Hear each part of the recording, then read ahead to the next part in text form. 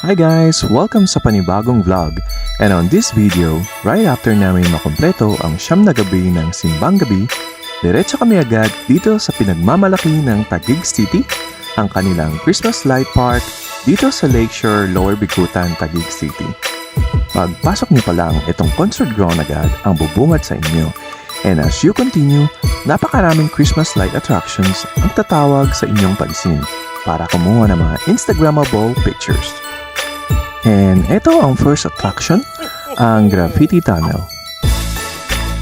Now, hindi po yan siya kasama sa attraction kasi akin lang po siya. Hindi, wow.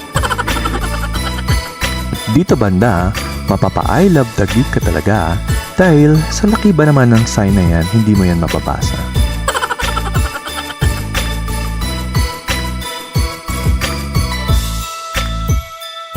Amazing! At pag pumunta ka dito, may matututunan ka pag uwi mo sa bahay. Kasi sa dami ba naman na nagtatake ng picture, ay matutunan mong mag-antay. Hindi ka lang natuto, nagkaroon ka pa ng talent. Kasi may kasabihan nga, patience is a talent. And speaking of patience, itong asawa ko, wala siya nun. Kita niyo naman, nag-walkout na, di na niya inantay pang matapos yung iba.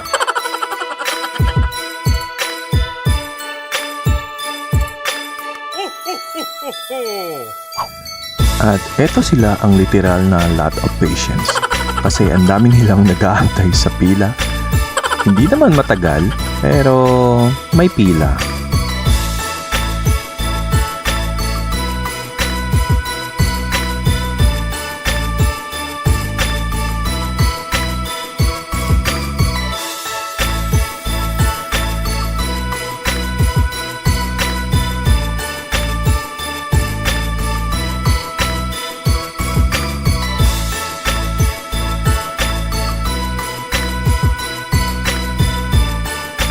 At ito nga pala siya ay isang bewang na tinubuan ng kamay, paa at mukha.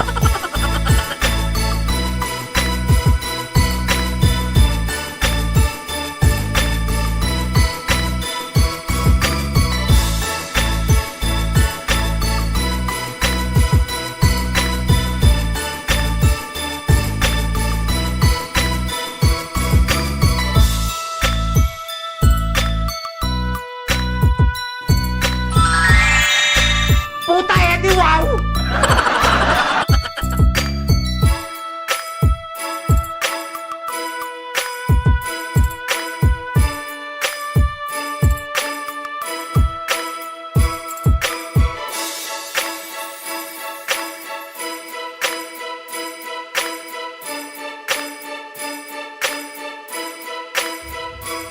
Tulad ng sinabi ni Senator Peter Alan Cayetano na mala Singapore na daw ang Pilipinas, ito yung ibig niyang sabihin.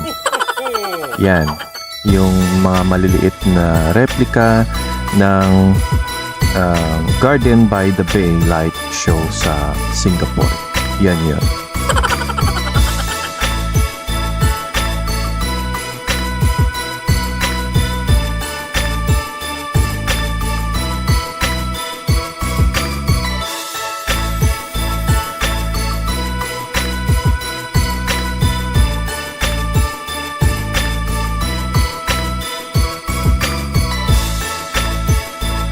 Amazing!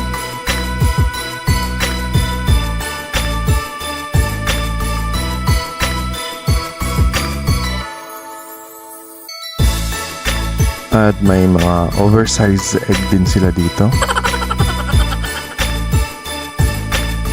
Gayon din may oversized na popsicles.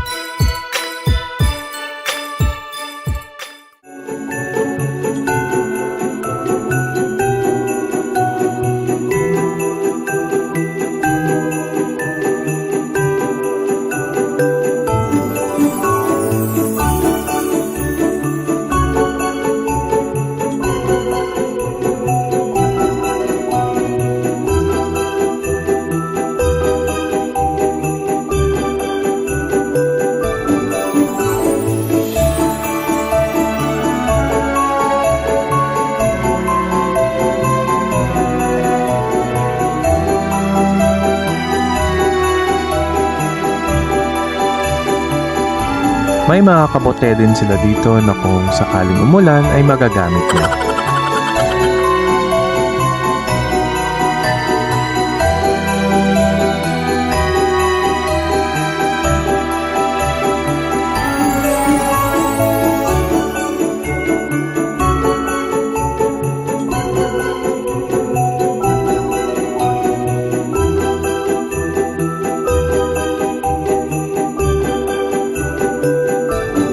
At eto ulit, ang mga oversized na egg ni Godzilla.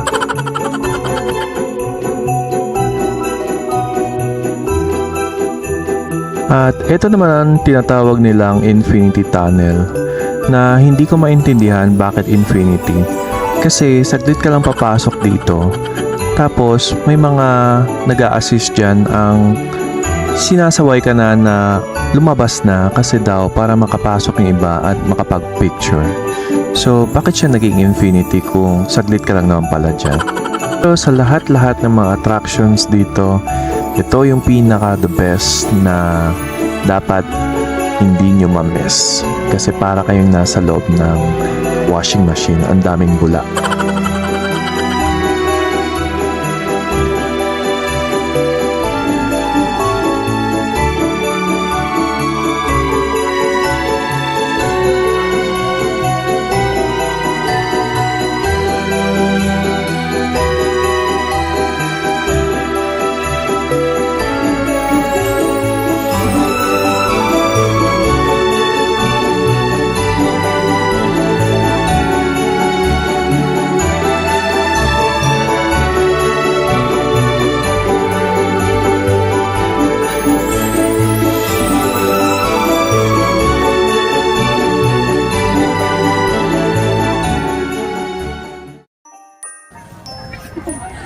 At syempre, after na mahabang pasyalan, kainan naman. Oh my God, my favorite. My favorite in life. Hindi, kape. Yep. I'll be back for the kape. Hi, try our authentic ramen. Mainit at masarap at pagkasarap-sarap. Ramen. Ramen udo.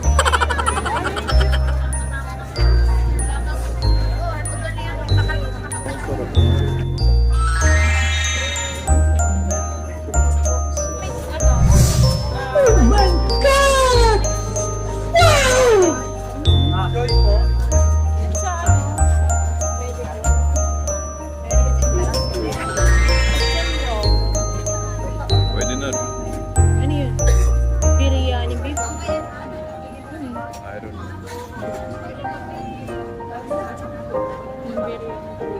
Siguro, umiral siguro yung kadimonyo ng aking kamay. Gumalaw. Kasi isa na lang yan, sir. Yan na lang. Ay, yan na lang daw. Nakasplay dyan. Iniinit naman po namin. Ay, ganun ba? Opo. So, ano sa'yo? Steak chicken? Yung chicken meron pa po. Chicken na lang. Chicken na lang sa'yo. Sa'yo ang chicken na. No. Oh.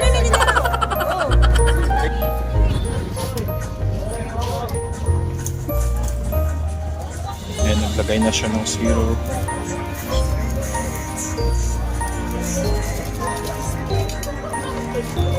May mekos-mekos na natin.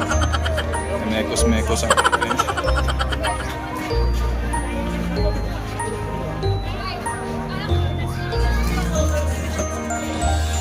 Ayan, naglagay na siya ng maraming ice.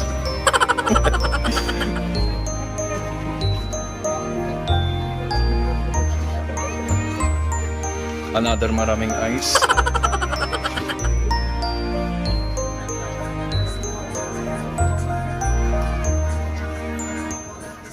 Ayan.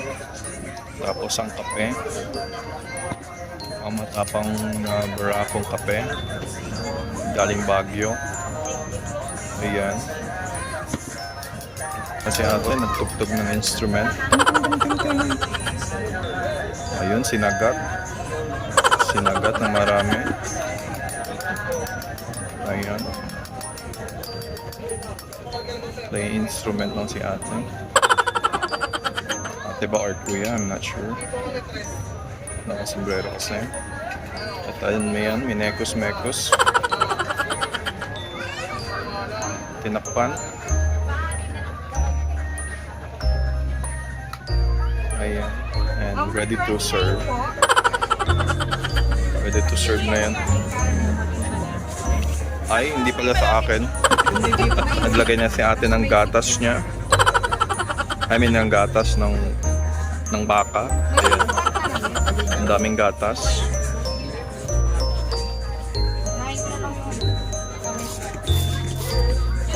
Ayan, nilagay na siya ng syrup. Na mekos-mekos. Hindi ko alam. Hindi. Ice yan eh. Mainit sa akin. Ay, naglagay ng yellow.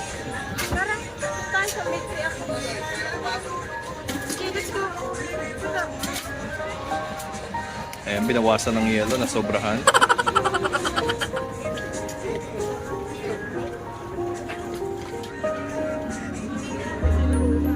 Ayan, nalagyan na ng kape. Nagting-ting-ting na sa atin.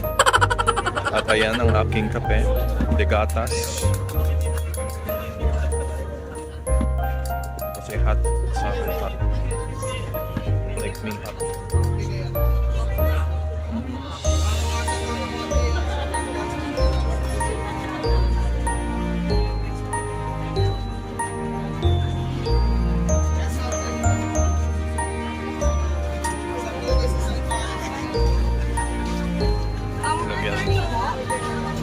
Number 30.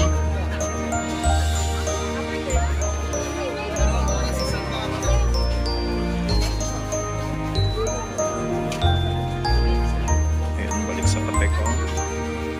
Nilagyan ng mainit na gatas. Gatas sa galing sa kambing.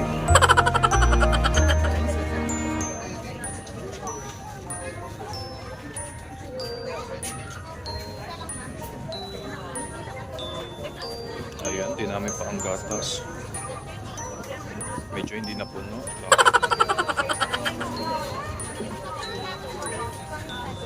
Yun na yun.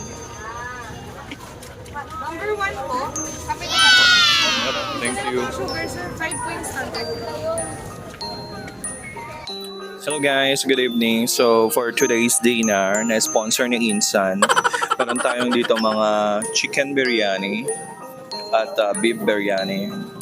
Itong chicken biryani, ito. Presentation ang masasabi ko is very very normal. Ayun. I don't know. Parang ganun lang yung nararamdaman ko. Ito naman kay Mami Alina ang kanyang beef biryani na parang tapa lang. Not sure kung masarap yan. Pero tikman ko. That's really.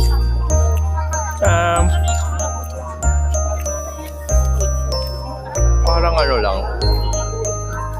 Tapa na may asin. Medyo may, ayun, di satisfy si Ma'am Alina sa kanyang beef biryani. Buti na lang, may other course tayo dito. Course! Siomai na galing China. Ayan. From Indian food to Chinese food. Ito may toyo tayo galing Datu. Oh my God! Munti ka nang sumabog. Ano ba naman yung tali na yun? Buti na lang hindi nagkalat yung toyo. At meron dito tayong kalamansi na galing Cotabato yun. Yan, mga pangyan kasi sa Indian food ending, hindi nasarapan. Hindi nasarapan sa Indian food. Dahil hindi nasarapan sa Indian food, ito, subukan natin ang Chinese food na siomai. Itong siomai galing China. Ang toyo galing sa Sultan Kudarat. At ang kalamansi na galing Cotabato.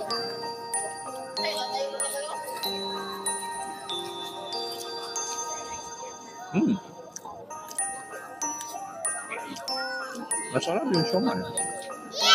It's very nice. I didn't expect that. Sure.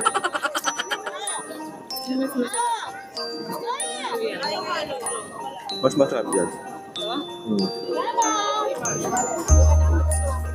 We had no choice but to finish our food. Kahit hindi masarap. Mahal pa naman ang benta nila, kaya ayun, 199 ang beef biryani. Ang chicken eye. Ano na lang sana ako. Pork adobo.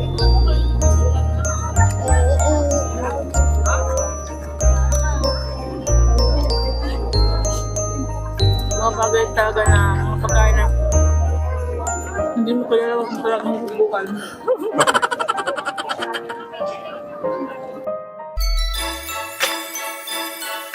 At dito nagtatapos ang aming vlog sa araw nito. Maraming salamat sa pagsama sa amin at sana na-enjoy niyo po itong video. Give it a thumbs up, subscribe, at follow niyo na rin po ako. Until next time!